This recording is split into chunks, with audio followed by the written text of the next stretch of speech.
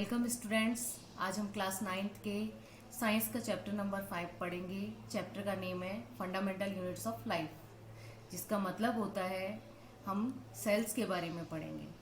Sales हमारी life में बहुत इंपॉर्टेंट रोल प्ले करती है।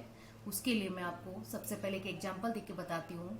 जिस तरह से हाउस को बनाने के लिए, एक हाउस को बनाने के लिए बहुत सारी ब्रिक्स लगाई जाती हैं। ब्रिक्स मीन्स होता है ईंटें लगाई जाती है, तब एक हाउस रेडी होता है। ठीक उसी प्रकार से बहुत सारे सेल्स मिलकर ह्यूमन बॉडी में अलग अलग वर्क परफॉर्म करते हैं और उनका सबका अपना अलग रोल होता है। तो सेल जो है वो एक इम्पॉर्टेंट यूनिट है इस चैप्टर की, और बायोलॉजी में भी सेल बहुत इंपॉर्टेंट रोल प्ले करता है।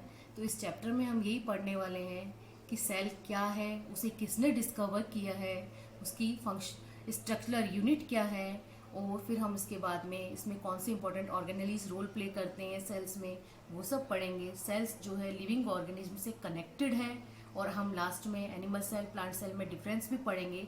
इस तरह से हम अपना चैप्टर स्टार्ट करते हैं। तो हम इस चैप्टर में पढ़ने जा रहे हैं, स्टार्ट कर रहे हैं। While examining a thin slice of cork, Robert Hooke saw that the cork resembled the structure of honeycomb consisting of many little compartments. Cork is a substance which comes from the bark of tree. This was in the year 1665 when Hooke made this chance observation through a self-designed microscope. तो यहाँ पर scientist है हमारे Robert Hooke. इन्होंने जो cell है उसको discover किया किस साल में? इन द ईयर 1665 में डिस्कवर किया उन्होंने, और अपने खुद के सेल्फ डिजाइन माइक्रोस्कोप पे उन्होंने ये डिस्कवर किया। उसके लिए उन्होंने जो एक ट्री है उस ट्री की एक छोटी सी लेयर ली है, a thin slice of cork. Cork means होता है छाल, पेड़ की छाल। बहुत बारीक सा पीस उन्होंने लिया और उसको उन्होंने अपने खुद के द्वारा डिजाइन किए हुए माइक्रोस्कोप पे एग्जामाइन किया। तो उन्होंने उसमें देखा कि उन्हें एक स्ट्रक्चर ऑफ हनी कॉम्ब मतलब होता है मधुमक्खी का छत्ते का जो स्ट्रक्चर होता है वो उन्होंने उसमें दिखा उन्हें, और उसमें उन्हें यह महसूस हुआ कि उसके अंदर बहुत छोटे छोटे कंपार्टमेंट्स हैं। Compartments just like small rooms, they are connected with each other. बहुत सारे कंपार्टमेंट्स उसके अंदर उन्होंने देखे। तो ये हमने इसमें स्टार्ट किया है, पढ़ा आगे। Robert Hooke called these boxes cells. उन बॉक्सेस को रॉबर्ट हुक ने सेल का नाम दिया है। सेल जो है is a Latin word from for a little room. ये सेल जो वर्ड है ये लैटिन वर्ड है और इसका मतलब होता है लिटिल रूम, एक छोटा सा कमरा। बहुत सारे लिटिल रूम्स से मिलकर जो बना वो बना हमारा cell, just like a building structure. आगे, दिस में seem to be very small and insignificant incident but it is very important in the history of science. ये दिखने में इतनी इंपॉर्टेंट बात नहीं लग रही, बट ये साइंस की हिस्ट्री में बहुत इंपॉर्टेंट चीज़ थी कि रॉबर्ट हुक ने सेल का डिस्कवर किया। This was the very first time that someone had observe that the living things appear to consist of separate units. ये बहुत इंपॉर्टेंट चीज़ थी कि किसी ने ये ऑब्जर्व करा कि जो लिविंग थिंग्स हैं, लिविंग थिंग में सब आ गए, हमारे एनिमल्स आ गए, ह्यूमन बींग्स आ गए और प्लांट्स, सब जो है सेपरेट यूनिट्स को कंसिस्ट करते हैं। मतलब इनके सबके अंदर कुछ ना कुछ छोटी छोटी सेल्स हैं और उन सबसे मिलकर जो स्ट्रक्चर बना वो है living things. The use of word cell to describe these units is use till this day in biology. और बायोलॉजी में आज ये बहुत इंपॉर्टेंट रोल प्ले कर रहा है सेल। ये वर्ड बहुत इंपॉर्टेंट रोल प्ले करता है। Let us find out about cell. अब हम सेल के बारे में पढ़ने जा रहे हैं।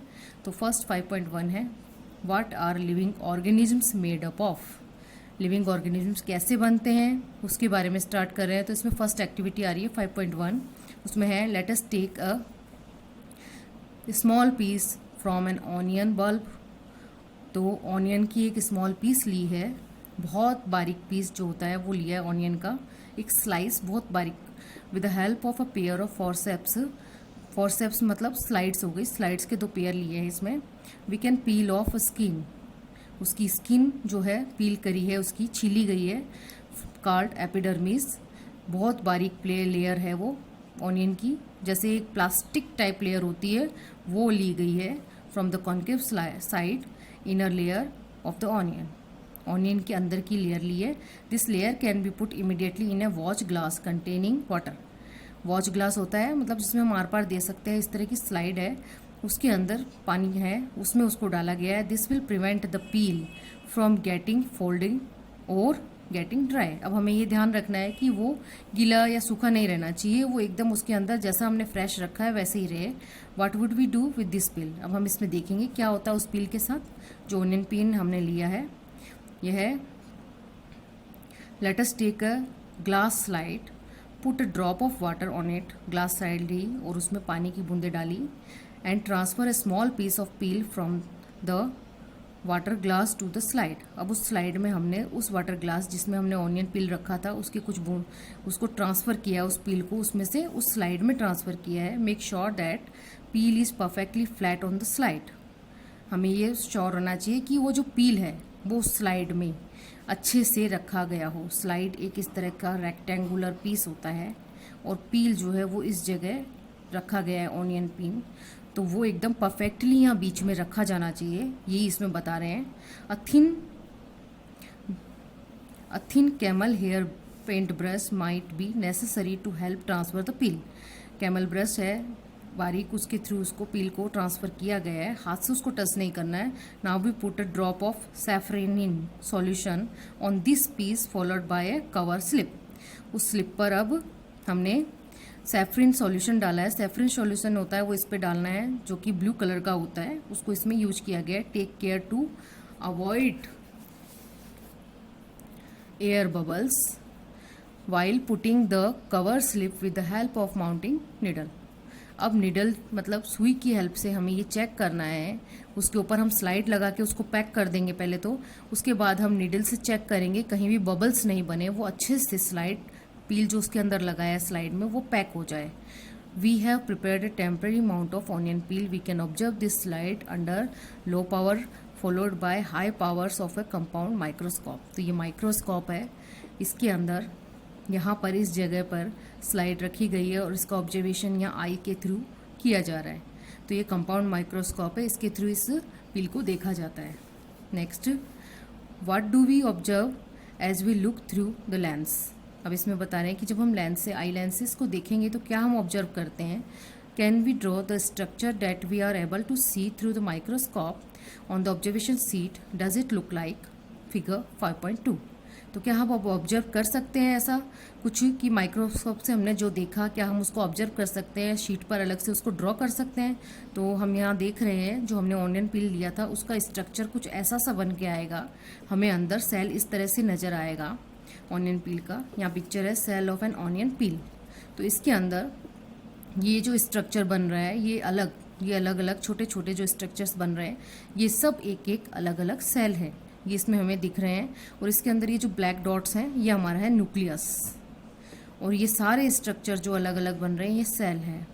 और जो इसको ये बाउंड्री बन रही है हर सेल की जो अपनी एक अलग बाउंड्री है उसे कहते हैं हम प्लाज्मा मेम्ब्रेन या फिर सेल मेम्ब्रेन। ये बहुत इंपॉर्टेंट रोल प्ले करती है, इसको हम आगे डिस्कस करेंगे।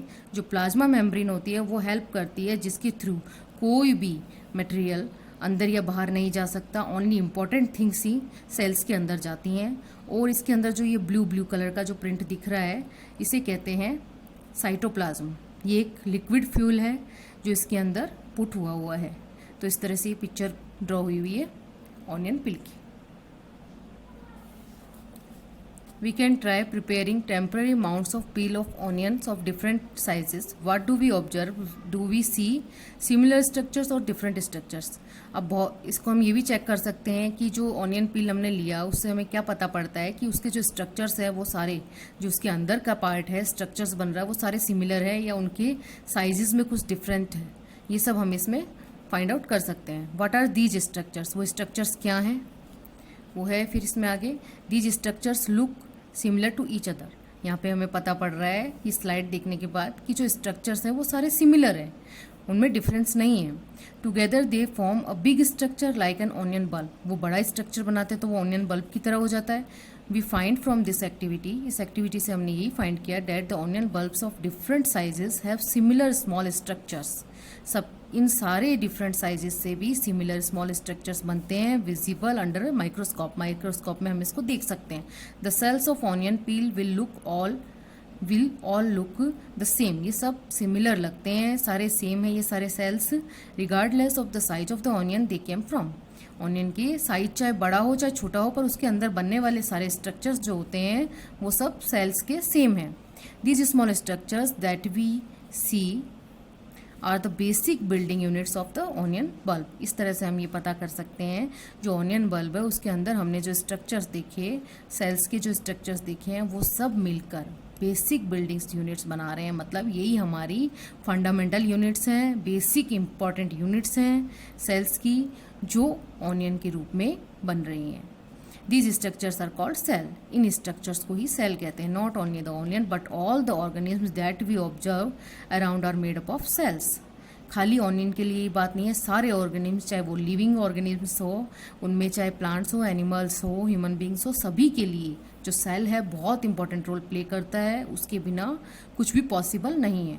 However there are also single cells that live on their own. Single cells भी अपने आप में बहुत इंपॉर्टेंट रोल प्ले करते हैं। एंड जो ह्यूमन बींग्स है वो बहुत सारे सेल्स से मिलकर बना है। आगे इसमें है cells were first discovered by the Robert Hooke in 1665। ये हमने पढ़ लिया है। He observe the cells in a cork slice with the help of a primitive microscope. उनके खुद के द्वारा बनाया हुआ माइक्रोस्कोप से उन्हें इसको ऑब्जर्व किया था। आगे ल्यूवेनहुइक 1674 with the improved microscope discovered the free living cells in the pond water of the first time. उसके बाद में आया जो उन्होंने दूसरा माइक्रोस्कोप जो है उसको, जो उनके रॉबर्ट हुक के द्वारा बनाया हुआ माइक्रोस्कोप था, उसको और ज़्यादा इम्प्रूव्ड किया है उन्होंने 1674 में इसको इम्प्रूव्ड किया। उसके बाद में it was Robert Brown in 1831 में रॉबर्ट ब्राउन ने वो discovered the nucleus in the cell. Cell के अंदर न्यूक्लियस हमने देखा था, सेल के अंदर ये जो ब्लैक डॉट था वो न्यूक्लियस था, उसको डिस्कवर इन्होंने किया है रॉबर्ट ब्राउन 1831 में। फिर है प्रुकिंजे इन 1839 coined the term protoplasm for the fluid. जो प्रोटोप्लाज्म जो फ्लूइड है जिसको साइटोप्लाज्म बोला गया है सेल में, उसका डिस्कवर 1839 में हुआ। The cell theory that all the plants and animals are composed of the cells and that the cells is the basic unit of life. जो सेल है इस तरह से बेसिक यूनिट हुई हमारी लाइफ की, was presented by the two biologists. इसको to biologist ने प्रेजेंटेड किया है, वो है स्क्लेंडन 1838 एंड सचवान 1839। इन दोनों ने किया। The cell theory was further expanded by the Virchow 1855। वापस इस थियोरी को एक्सपेंड किया गया, सर्च किया गया इसके बारे में, by suggested that the all cell arise from pre existing cells. मतलब बहुत सारे सेल्स से मिलकर ये सेल्स बने हैं। इसके बारे में यहाँ पे फिर डिस्कवरी हुई with the discovery of electron microscope. सबसे लास्ट में इलेक्ट्रॉन माइक्रोस्कोप बना in 1940। It was possible to observe and understand the complex structure of the cell and its various organelles.